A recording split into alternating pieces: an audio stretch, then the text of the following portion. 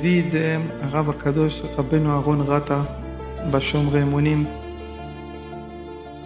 וכמה שהיה לו תהיות ומחשבות על זה, הוא אומר שלא מצא לפתרון, ולכמה שקוראים חי פרקי משניות ועוד, הוא מהתיקונים שצריך אדם לתקנו.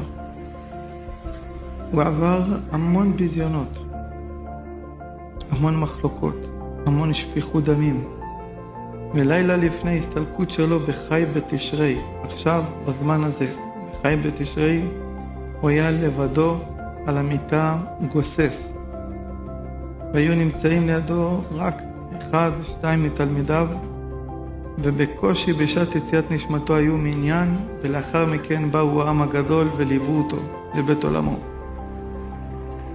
והוא גילה בעולם את התיקון הזה. ואני שואל, איך אפשר בעולם, מי שקרה לו מקרה או דבר בלתי טהור, איך אפשר שלא לקרוא 10 מזמורים האלו?